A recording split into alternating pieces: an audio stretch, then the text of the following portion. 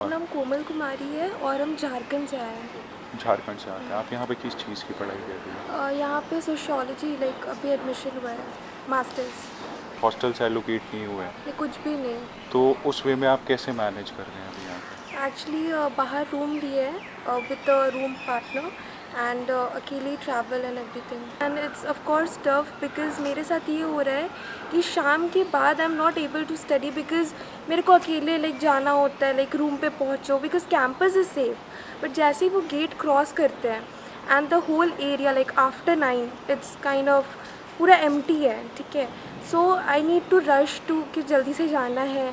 सो वही प्रॉब्लम हो रहा है कि इवनिंग के बाद मेरा और पढ़ाई नहीं हो पा रहा है एंड मेरे को सुबह कैंपस पहुंचना होता है, सेंट्रल लाइब्रेरी में सीट्स फुल हो जाती हैं, इसलिए 8 बजे मेरे को एनी हाउ पहुँचना है। सो इसीलिए मेरा शाम से पूरा रात का पढ़ाई हो ही नहीं पा रहा है।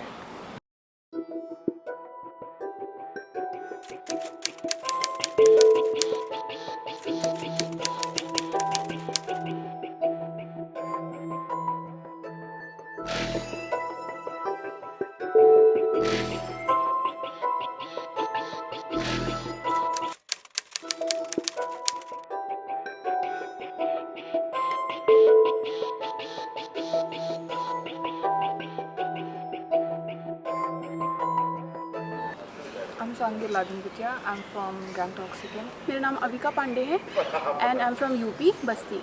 How tough it is to manage in Delhi without a hostel? Yes, it's very tough. Also considering that I'm from a completely different state, Sikkim, and I had to come all the way to Delhi by myself. And I also actually had to look for a house myself, but then thankfully I had a friend who looked for a house for me. But that area was not very safe. I did not feel very safe, but I had no other choice but to stay there. मैं कटवारी सराय में रहती हूँ, तो वहाँ से campus आने में बहुत टाइम लग जाता है। बस का भी वेट करती हूँ तो 2 घंटा 1.5 घंटा ऐसे वेट करना पड़ता है। रात में तो बस नहीं मिलती है, तो बहुत मुश्किल है आना वहाँ से।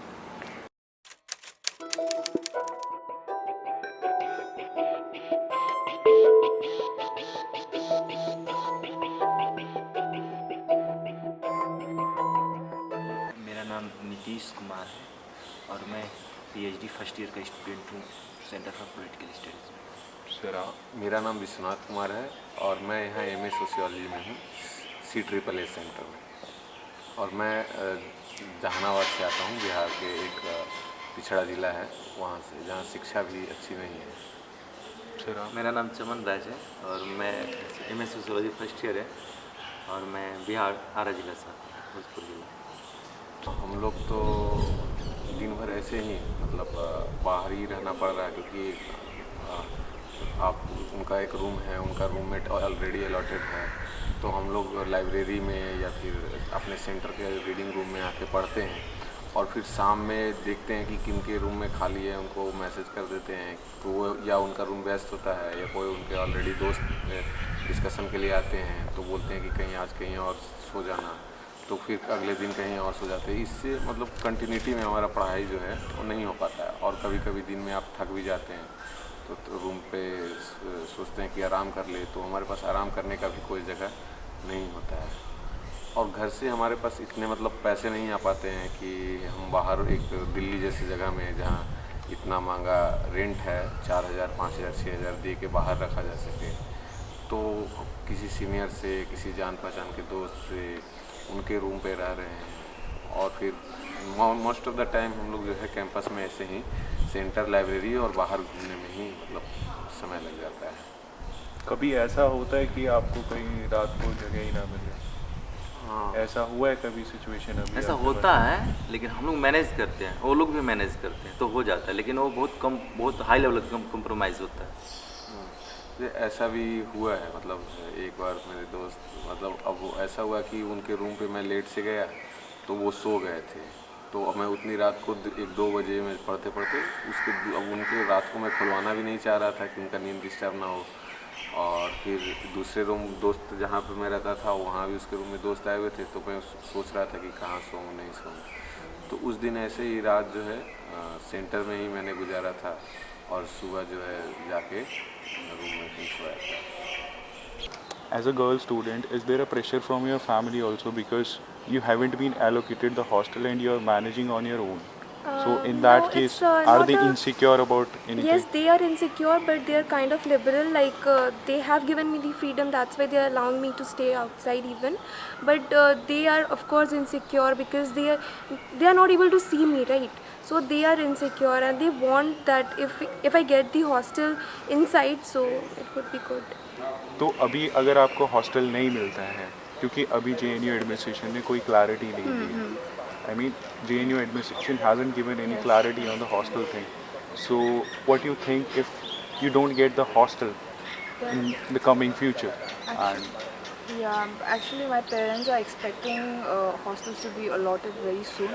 Otherwise, I actually told them that hostels will be allotted soon. That's why they let me come here all by myself. If it is not allotted, then I will have to go back home. you will have to go back home. Yeah. या same situation मेरा भी है, क्योंकि अभी पैसे नहीं होने पा रहे, फाइनेंशियल प्रॉब्लम चल रही है और हॉस्टल नहीं अलॉट होगा, पढ़ाई भी नहीं हो पा रही है अभी, और फर्स्ट सेमेस्टर ऑलमोस्ट बीत रहा है, तो फिर हम लोग वेट कर रहे हैं कि हाँ हॉस्टल मिले, तो फिर नहीं तो फिर हमको घर जाना पड़ेगा।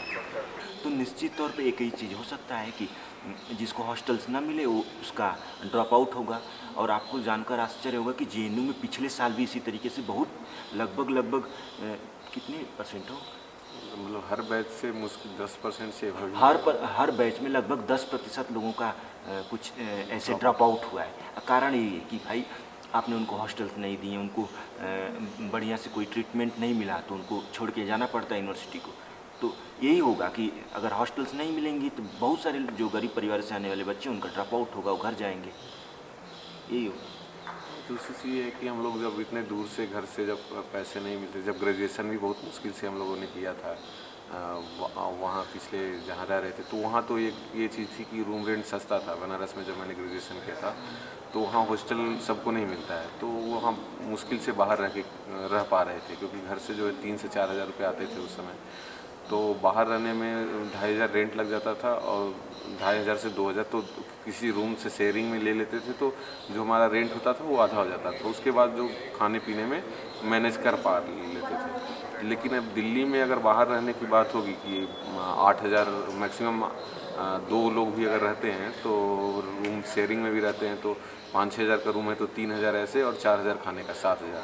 तो इतना तो मतलब बियर नहीं कर पाएंगे कि बहुत खास करके जब लॉकडाउन हुआ तो और इकोनॉमिक क्राइसिस में घर वाले गए हैं, उनका बिजनेस जो है डूब गया है, कर्ज में ज़्यादा है, तो उनको कर्ज लोन और EMI देने में ही ज़्यादा पैसा चला जाता है। तो हमारा जो मतलब एजुकेशन पे जो एक्सपेंडिचर है वो कम हुआ है, मतलब इन द सेंस कि हमको कम पैसे आने लगे हैं, तो उसको हम कैसे दे पाएंगे ये हमारे लिए कठिन होगा। तो एक ही चारा हो सकता है कि या तो फिर आप यूनिवर्सिटी से डिमांड करें, ज़ोर शोर से फाइट करें कि हमको ये चाहिए क्योंकि हमने एडमिशन लिया और ये हमारा राइट है, और नहीं उसमें भी नहीं हो पाएगा तो फिर इसके अलावा ये रास्ता होगा कि आप ड्रॉप आउट लेके पिछले मेरे कई दौर जाने वाले जो सीनियर हैं वो छोड़ चुके थे इसी वजह से, तो हम भी उसी तरह से छोड़ दिए, मतलब यूनिवर्सिटी के शिक्षा से वंचित हो जाएंगे।